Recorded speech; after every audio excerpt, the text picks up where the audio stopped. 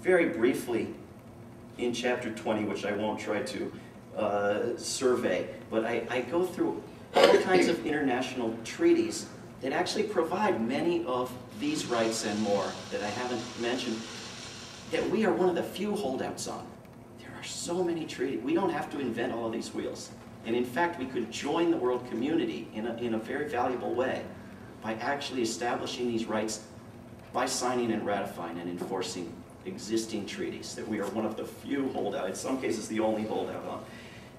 But it would also be very valuable ultimately to amend our Constitution, which we were expected to do frequently, which we can do, beginning the process either through Congress or through our states, and we ought to.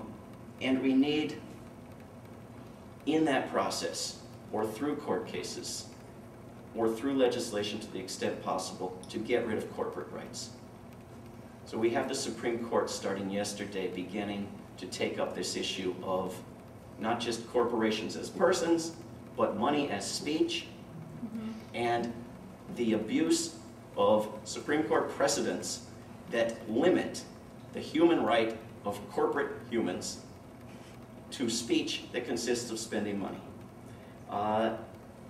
They are potentially going to go very much in the opposite direction of what I advocate. And if they do, whether we can use that to turn things around remains to be seen. But we have a situation now almost saturated, where candidates don't see a point in spending any more money because they've saturated the airwaves, where they are now going out and astroturfing in the form of gas companies and health insurance companies, funding bogus studies, sending forged letters from grassroots groups, organizing rallies, right? So Exxon pays Heritage Foundation to say that restricting greenhouse gases will make gasoline cost $4 a gallon, then goes and organizes rallies of people to rally against the $4 a gallon gasoline, and then Exxon publicly supports the bill to make it look even worse. And you're going to have, and then you call up your buddies in the corporate news and they cover that rally as a story. And then you have the advertisements in between the stories.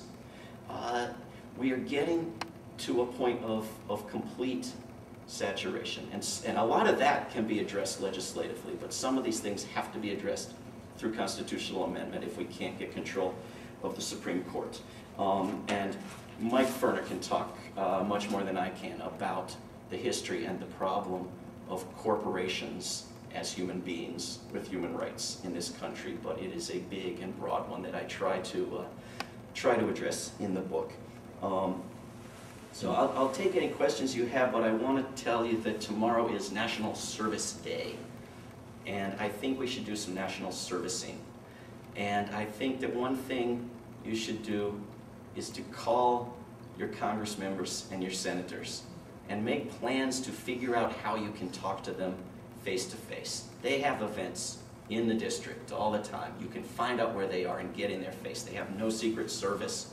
They are in many cases quite corrupt and quite bought and paid for and under the influence of the corporate media and their party's leaders and on, but compared to trying to influence the president, which we spend so much time on, they are very accessible and very subject to influence. So I would say, above all, call them and demand commitments on health care.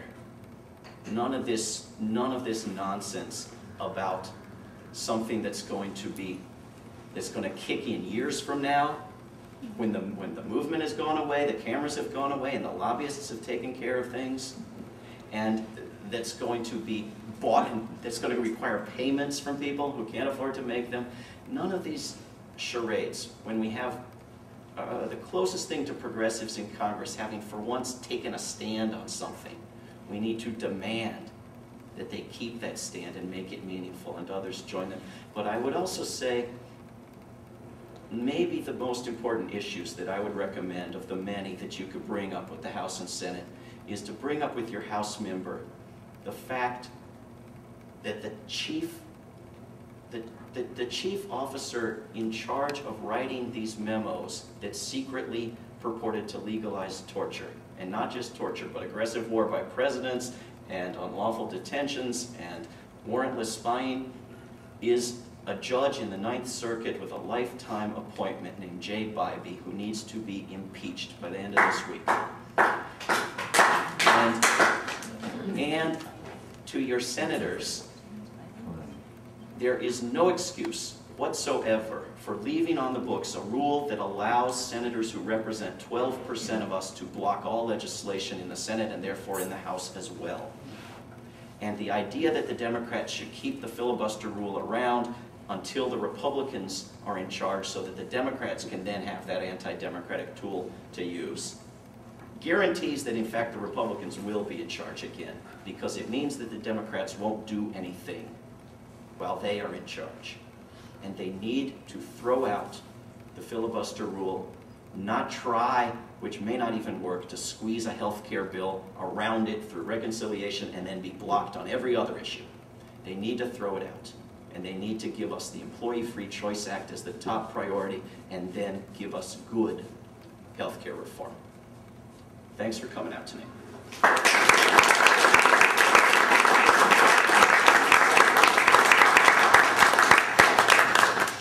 Yes, and feel free to identify yourself if you want to. No. Okay. Or don't. How come no one is undertaking the task of actually putting the Federal Reserve Bank on top of the list, major hit list? I mean, because at the moment the Federal Reserve Bank took control of the nation's money, we became a fascist nation. Well, so, it's not no one. There are some groups, not major well-funded groups for perhaps understandable reasons, but there are groups and activists and authors and experts working on it. And interestingly enough, there is a bill in Congress that already has majority support in the form of co-sponsors. Right? Usually you get a bill and you get 20 or 30 or 100 co-sponsors, and then you have hearings, and then you introduce it, and you see if maybe you can get to 218 and pass it. There's a bill to audit the Fed. Not yet to get rid of it, not yet to defund it, not yet to completely change it, and all of which would be very much appropriate, but to let the Congress know what the hell it's doing, which seems a very reasonable demand. Well, it has very much bipartisan support, and it has well over 218 co-sponsors. So there's no question that it passes. All they have to do is bring it up for a vote. So by all means, one question for any Congress member, but particularly for the House leadership and for Nancy Pelosi, is this would be a good place to start on addressing the problem of the Fed. It has bipartisan support. In fact, it's guaranteed to pass. You're not going to face that horror of all traumas possible in the world that you bring up a bill and it doesn't pass. It's guaranteed to pass. When in the world are you going to bring it up? How long has it been since it was authored? Well, this year, you know, the new Congress began early in January, and within the past, I mean, it's had majority support already in the form of co-sponsors for months now. But that's only in the Senate. How? What about the Senate? That's only in the House, but there is strong support in the Senate. It's not completely implausible, and I think it's quite possible that it would pass in the Senate if you could get it brought up for a vote, because it has bipartisan appeal and public appeal. And I think it would be a wonderful thing, not just to begin addressing the problem of the Fed and our financial system, but to begin reestablishing the Congress as a branch of our government. Because it really would be Congress standing up for its power to know what is being done. The Constitution says that only the Congress can have anything to do with raising and spending every dime. Well, instead we have a Federal Reserve, which is not federal, which is essentially a private company. So it's hard to put everything at the top of the list. You know, I get asked, well, why didn't you put global warming at the top of the list? Why didn't you put campaign finance and reform at the top of the list? There's so many things that have to be there, but that's one of them. Did anybody else have a question? Yes? When you were speaking of constitutional amendments, what are some that you had in mind that you thought would be? Well, some of the rights that I was... Could you repeat the question? We can't hear you. The question was, what constitutional amendments would you propose? And part of the answer is some of the rights that I was discussing that we could have, that we don't have, such as the individual right to vote and so forth. All of those rights that I listed. Many things we can go after with legislation. Some we can't because of Supreme Court rulings and because of the Constitution as it is written. But Many we can go after with legislation, but ideally, we would like to see as constitutional amendments. And if we could create constitutional conventions and really go through a coherent, a plan to reform across the board the Constitution, then there are quite a few things that I would like to see, right? And so getting rid of the filibuster, for example, is just changing a rule. Getting rid of the Senate, which we should do, would require amending the Constitution, because sadly they put the Senate in there, right? My neighbor where I live in Virginia, Thomas Jefferson, went off to represent us in France.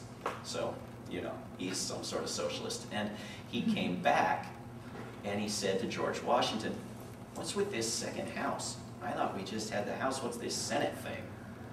And Washington says something to him along the lines of, you know, "Why do you put coffee into a bowl or a saucer?" And Jefferson kind of says, "Well, to cool it off." And Washington says, "Exactly, to cool things off." Right? It's put there as an anti-democratic check on majority will. That's what it is. That's what it always was supposed to be. That's what it's been through history. The House ended slavery 8 times. The Senate said, "No, let's have a war. That'd be better." Through the course of U.S. history, I don't know of any cases where the Senate has done something better than the House. I know all sorts of cases where the Senate has been the block, right? And the argument for the Senate being set up that way was that you would have equal power for each state, each colony in the original. And they were, I would argue, they had less interests in common back then. It made more sense that states had different interests. Even now, some states have different interests from other states. But you have 2 people representing the whole population of Wyoming, which is smaller than Washington, D.C. itself. And you have 2 people trying to represent the state of California, which is bigger than Canada, right? So you have this incredible disproportion in representation, which you could partially fix or totally fix by amending the Senate, but you've already got the House. You have this argument that, well, it protects the rights of the small states against the desires of the big states. But if you look at polls of the positions of the population of small states, they tend to agree on issues more with what the House would be doing without the Senate than with what the Senate does. And it is the Senate that routinely pushes through the demand to strip state governments and local governments of any powers. In fact, you'll find in Max Baucus's bill, not in the House bill, that states cannot regulate healthcare in any way. Now, how is that an act of an institution that protects the rights of small states? Makes no sense whatsoever to me. So you get rid of the Senate, you get rid of the anti-democratic institution of conference committees, right? I mean, this is part of the game plan now. House members vote for a health care bill with some sort of weak public option in it and brag about it, and then in a conference committee, they work out differences with the Senate bill and strip it out. Right? But the president could veto it, which is what he should do. Yes, he can and should. In fact, that's very, very unlikely with any bill in the coming months because the Democrats control both houses and ask the president what sort of bills to pass. We were supposed to have a legislature that makes laws and then an executive who executes those laws. The legislature, if it's run by the same party as the president, now goes and asks the president, what sort of law should we pass for you? So on the war vote back in June, we had progressives like Jan Schakowsky flipping to vote yes to please my president, right? Which is to reverse the relationship.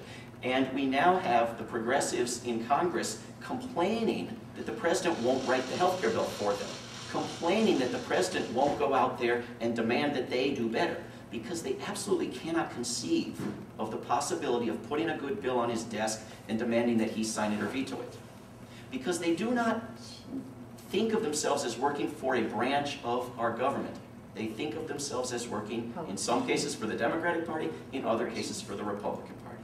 And for Congress members who work for the Democratic Party, their boss is the president. And these complaints that he's not doing enough are a little bit misleading in that he has been marching them along every step of the way, and it's not a very well-kept secret. And this idea of the noble superhero president going up against the corrupt Congress that's been bought off by the insurance companies.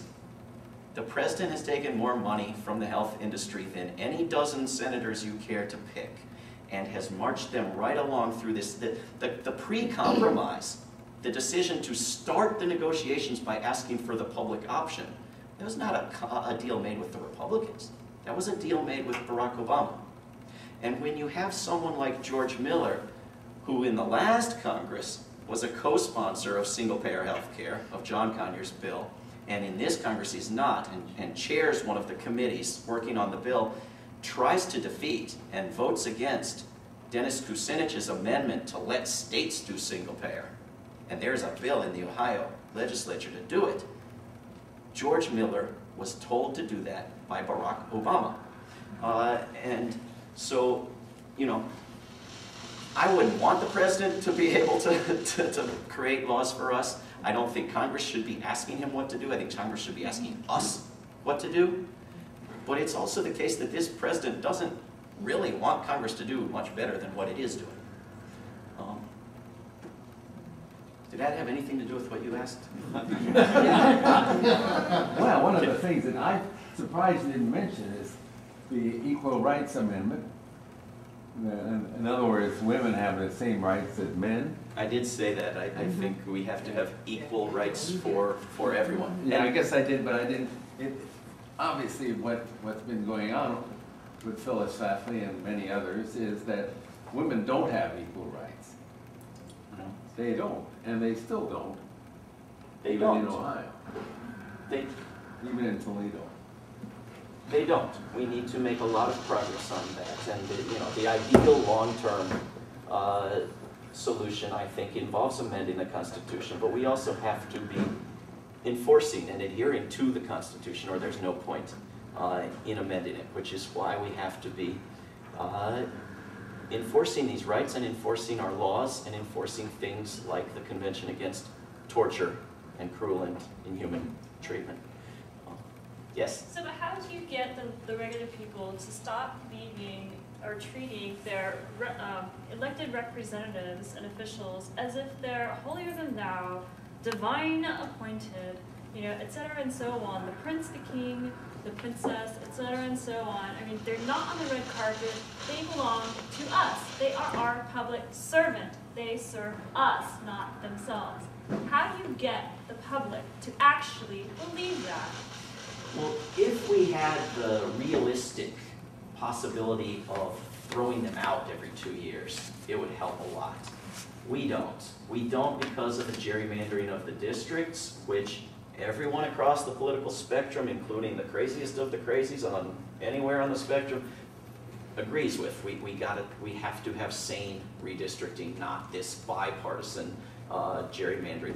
We don't because we have legalized bribery, and we may be about to expand it unbelievably. We don't because the corporate media is so powerful, is the #1 corrupting force, is the #1 excuse you get from Congress members for not listening to their constituents, that the media would attack me. And we don't because we have these parties to which our Congress members answer. They do not answer to us. It is much more difficult for them to oppose their party leadership than it is for them to oppose their constituents. When they oppose their party leadership, they lose money, they lose chairmanships, they lose the chance to have their bills get a vote, they lose earmarks, they potentially have a challenger in a primary funded against them. They are threatened and bribed until they go along. We have to, cleaning up the money cleans up a lot of that, but we also have to address the power of parties. But we also have to address our own attitudes, and that can be done before any reforms succeed. And we don't always think of them as sacred beings or royalty. We often think of them as subhuman devils. It depends which party we like and which party they're in. And we ought to drop that and think of them, in fact, as individual human beings who are supposed to be public servants. Do away with parties. It's going to be hard to do away with parties. I wouldn't mind seeing it, but we can at least start by stripping away the incredible power they have. And I think it's absolutely wonderful now that, and it was predictable that it would take at least 6 months, but it's wonderful that people are starting to wake up to this. And one reason I think we have a huge opening in the coming months is that we've given one party huge majorities in both houses and the White House, and they're choosing not to do anything with it.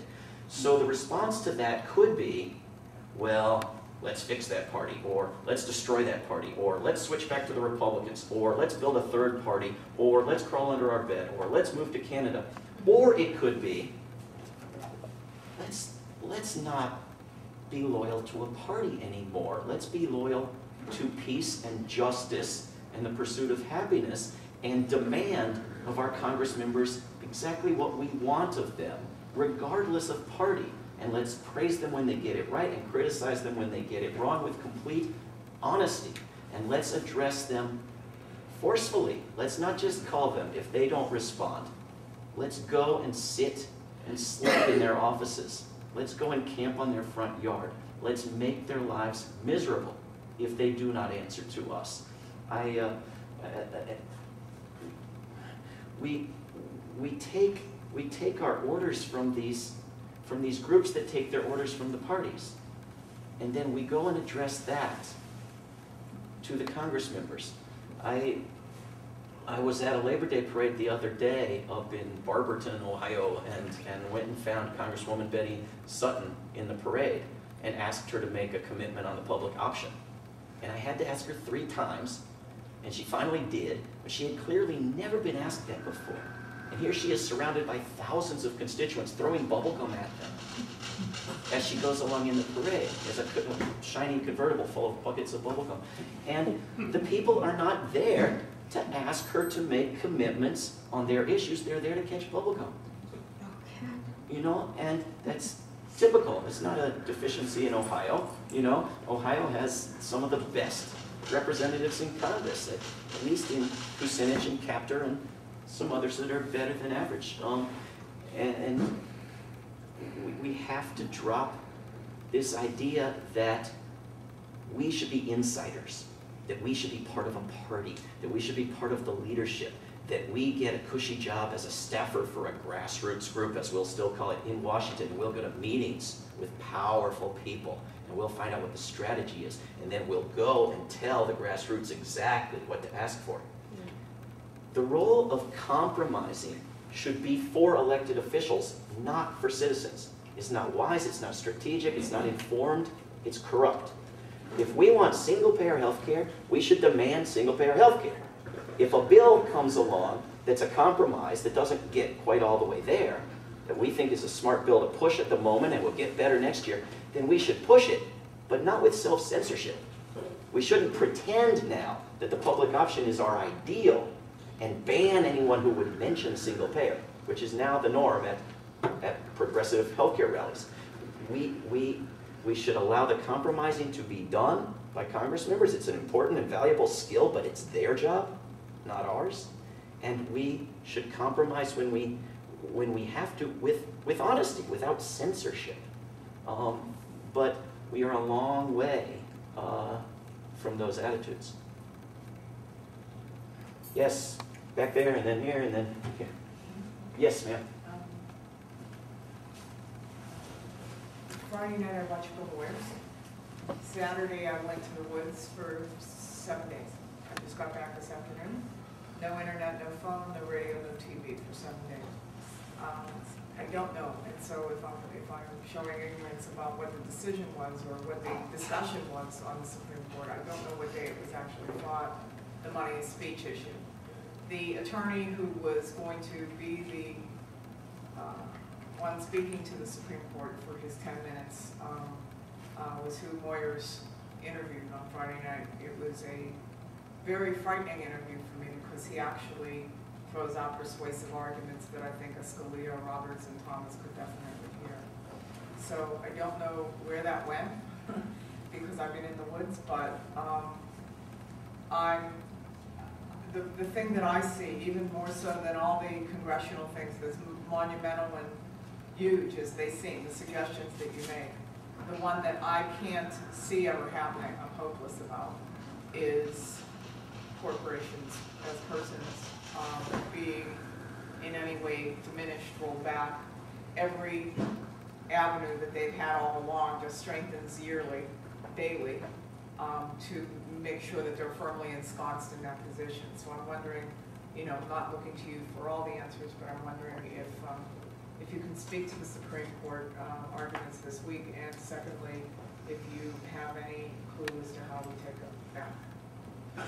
Well, somebody should correct me if I'm wrong. You've been in the woods, I've been on the road. I don't think there's been a ruling. I know there's not been a ruling. I didn't know how the, like, you know, usually what you hear is Scalia asked this or Thomas asked that, and you get to at least a sense of, you know, what the kinds of things are that they were discussing.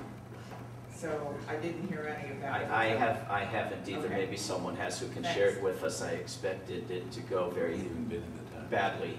They've been, they went out of their way to get this apparently in order to undo precedents and give corporations the power to spend all of their money, not just money raised as so-called speech, but all of their money raised in some cases in all sorts of horrible ways, which will absolutely swamp all of the existing corruption. I agree with you that it's an incredibly important question. I think it highlights the incredible power and anti-democratic nature of the Supreme Court, which is less democratic than the Senate. I think that ideally we need to reform that court. It should not have some of the powers it has. They should not necessarily have lifetime appointments. They should not necessarily be approved so easily by something like the Senate. It's going to be incredibly destructive. We're going to have to deal with it. But they are potentially subject to public pressure, as is the Congress, and the Congress can battle with the Supreme Court, and we can eventually replace Supreme Court justices. My question was to the corporation. How, I mean, they grow more powerful by the minute, and how do you have a 10-point plan to unensconce the corporate, you know, personhood capability that you really see is ever going to happen? I mean, I really do feel that this. Well, to address corporate power, there are some ways that are much easier. Corporations could be taxed again. Corporations could be regulated. But since they're the ones that are really truly effectively making the laws, they're not going to do that. Well, we can predict that we can't succeed and not try. That's always an option. But there is not a law of physics that says that we cannot restore taxation of corporations. There's simply an understanding that we have a fight ahead.